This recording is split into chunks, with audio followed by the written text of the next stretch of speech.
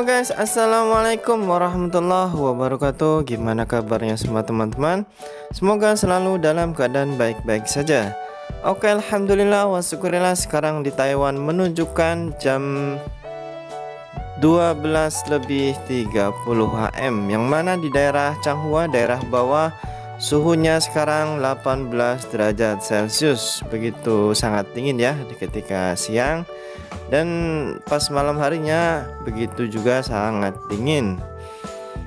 Dan untuk pengetahuan teman-teman, penukaran uang di aplikasi Indogo 1 NT-nya sekarang Rp512 ya. Jadi kayaknya agak menurun dari kemarin ya. Menurun karena ada apa kita pun tidak tahu, tapi saya rasa itu masih lumayan juga ya. Apalagi yang udah gajian pastinya senang ya, dolarnya masih tinggi. Ayo buruan disimpan ya. Oke, kali ini Suara TKI masih belum ya mempunyai berita yang aktual atau yang kayaknya menarik atau yang ditunggu-tunggu. Kita cuman ingin membahas ya, yaitu komen-komenan yang dari video saya yang berjudul "Kenapa Taiwan tetap belum membuka diri untuk TKI dari Indonesia" ya. Sedangkan gini loh, tadi pas saya di pabrik saya kerjakan, tiba-tiba kok ada anak baru gitu kan, sampai kalau nggak salah dua orang, dan agensinya ke situ kan. Pas dilihat-lihat, padahal kan lah istilahnya untuk Indonesia kan tutup, tapi kok bisa masuk ke Taiwan, sedangkan itu katanya datang dari kampung gitu loh. Jadi terus pas di cek-cek, kita nanya-nanya, nyatanya itu dari orang Vietnam lah. Kok bisa ya? Ternyata emang bener loh, Taiwan itu menutup pekerjanya hanya yang dari Indonesia. Nyatanya dari Vietnam, Filipina itu bisa masuk. Dan nyatanya emang tadi ya setengah hari ada anak baru ke pabrikku, 2 orang. Dia mungkin kayaknya mau kerja ya atau survei, saya pun tidak tahu. Tapi pas saya nanya, emang dia baru datang dari kampung kan ya. Berarti kan dari rumah ke sini, jadi kan masih ada penerbangan ya. Tapi nyatanya emang bukan dari Indonesia tapi dari Vietnam. Yang anehnya di sini kenapa ya? Padahal dulu dari segi kesehatan, karena Taiwan meragukan TKI dari Indonesia tuh banyak terkonfirmasi virus ya. Padahal yang dari Vietnam juga sama, ada yang terkonfirmasi. Cuman yang jadi pertanyaan saya sekarang, kok justru cuman yang dari Indonesia yang ditutup gitu, sedangkan yang lainnya tuh bebas bisa masuk. Bahkan hari ini dari pabrik-pabrik lain pun banyak yang masuk dari Vietnam, Filipina. Dan kenapa kalau untuk Indonesia masih ditutup? Itu kira-kira gimana itu menurut teman-teman? Saya ada feeling, maksudnya ada kayak mungkin bener kata teman-teman yang komenan di sini.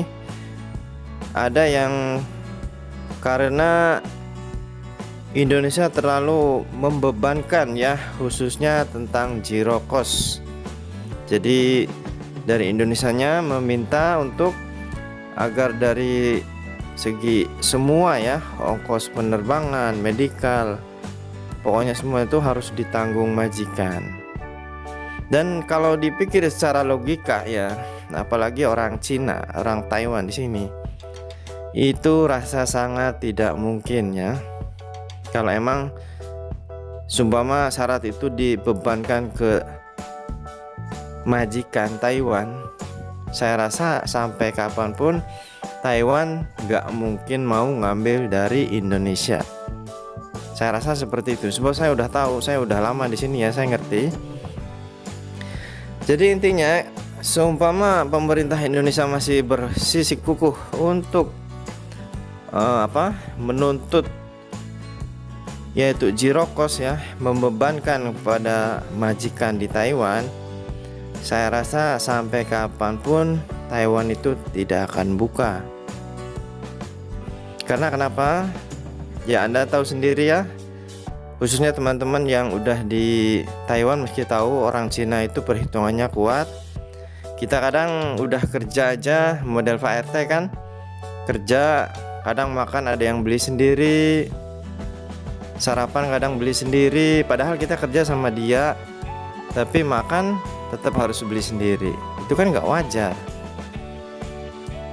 Terus kalau semua barang beli kan ya cuma 1 NT atau 10 NT, kalau semua hilang atau gimana langsung ditanyain. Jadi dan di sini Indonesia mengharapkan atau menetapkan peraturan Jirokos ya, yang dibebankan ke pihak majikan Taiwan. Jadi saya rasa kalau emang seumpama itu benar, itu susah ya, kayaknya nggak bakal diterima oleh Taiwan, dan kemungkinan Taiwan tidak akan mengambil dari Indonesia. Itu menurut feeling saya ya. Kira-kira menurut teman-teman gimana? Karena di sini juga banyak ya komenan-komenan yang sampai ada yang bertahun-tahun nunggu nggak terbang-terbang. Ada yang sampai, coba Pak Benny, kamu jangan egois. Aku harap kamu punya belas kasihan sama semua TKI TKW yang mau terbang. Tuh dari Mbak Rok Anah ya. Dan sekarang dari Paujia, Indonesia terlalu gegabah ngambil keputusan yang katanya Jirokos itu kan akhirnya dampak buruk buat PMI. Pak Benny itu harus bertanggung jawab. Nah itu dia, kayaknya emang unsur itunya dari Jirokos itu ya. Jadi Taiwan tuh merasa keberatan ya. Ya mungkin di samping juga karena emang ada terkonfirmasi virus ya, karena di Indonesia kan banyak banget virusnya, penularannya begitu cepat.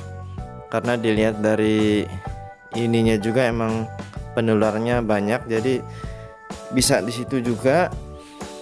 Dan intinya saya rasa sama seperti komenan-komenan teman-teman di sini.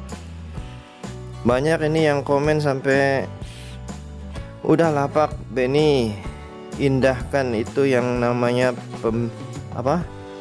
indahkan itu yang namanya pembiayaan penempatan atau Jirokos, itu memberatkan bagi warga Taiwan. Nah itu, jadi emang teman-teman semua juga fokusnya ke Jirokos itu ya.